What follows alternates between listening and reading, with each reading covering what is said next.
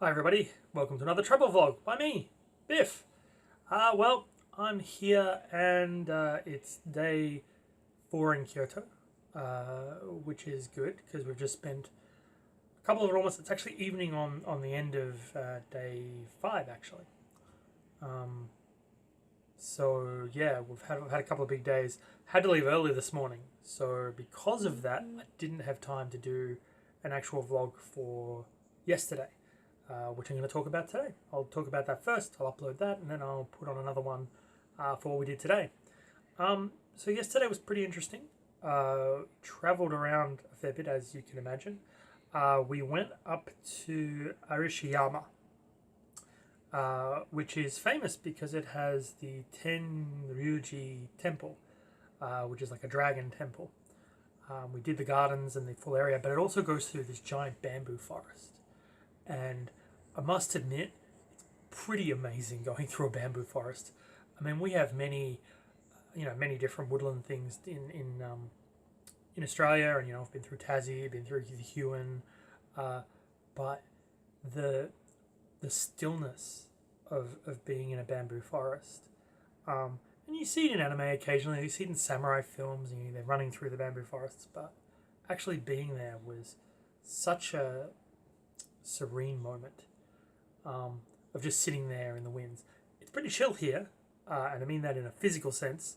It is after it's just coming on spring, so the flower the trees are starting to bud. They're starting to flower. So we don't have sparkling amounts of sakura blossoms piling up everywhere. It's not for a couple of weeks, and we probably won't get to it while we're here. But that being said, the plum blossoms are starting to flower early, so we've got a couple of really cool shots of them. I've got a couple of really cool shots. I'll put some up hopefully later, of them blossoming, which is going to be an amazing, which is hopefully will be an amazing thing. I've even got some photos with Leah and with Luke, who are my wife and my best friend. So I'll definitely put those up where someone can see them. Other important things. I never thought we could have a kimono forest. So in Arashiyama, there is a kimono forest.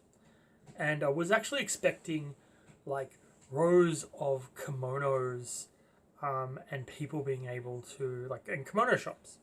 What we got was pillars, which were plastic, I think, but they had the material in rows going all the way down, down rows, and then lit up. So they were beautiful. So it was as if like a bamboo forest, except with kimono material, which is pretty amazing. Oh, sorry, before I forget, so yeah, this is the room I'm staying in. Here in we're in Tofushiki. I'm sorry, I'm very bad. I'll get it right later and then let people know. So yeah, really good experience, really zen. The gardens in the temple, let's try reading it, Mark. Tenryuji Temple, was amazing. They had lots of carp, so that is giant koi pond, and the carp kept swimming up towards me, which was good because there was a little kid who was just down there who they weren't coming towards him, but they were coming towards me. I'd like to think it's my animal personality. But probably it was because they thought I'd feed it. I didn't, but they might have thought that. But more importantly, though, was that the grounds and stuff meticulously kept. I don't understand how you can grow moss like this, because the ground had moss on it. So where we would have grass, and we would have pristine lawns, they have pristine moss. Moss? Who grows moss like that? I don't know. It was an amazing thing. Just wrapping my head around some of the imagery and some of the qualities was just an amazing thing. So definitely worth it if you're ever coming out to Arashiyama. Not only that though, but they have vendors, lots of street vendors, and you see it sometimes with the side stalls with selling takayama, selling squid balls, or selling yakitori, selling chicken on sticks. But more importantly, though, they have dango. They have it's very near. We're near Girls' Day, so it's like Valentine's Day just for girls, where you give girls things. So there are lots of dango and mochi and red bean paste everywhere and different things like that, which was great for my wife. She loves it. Loved it. Absolutely loved it. But for myself and my delicate stomach at the moment, nope. Nope. Tried to have a pork bun. I thought I ordered a pork bun. Turns out I ordered a tofu bun. And tofu isn't pork. And my stomach learnt the fact that it wasn't pork and then decided it rejects. Anything it doesn't like at the moment, it rejects. Yeah, so that was an interesting thing. Something to watch out for if you're ever travelling that. And then Luke and I decided we'd go on a wander and see if we can find more card stores. Because that's what we do. Luke and I do gaming, we do card stores. So that's what we looked for. We walked into a couple of small shops, kind of like what would happen if we didn't own a shop. If we owned a smaller shop that was tightly compressed, tightly compact, and really only had room for 6 people, or a dozen at most, then these are the sorts of shops that we'd kind of own. But the prices were expensive.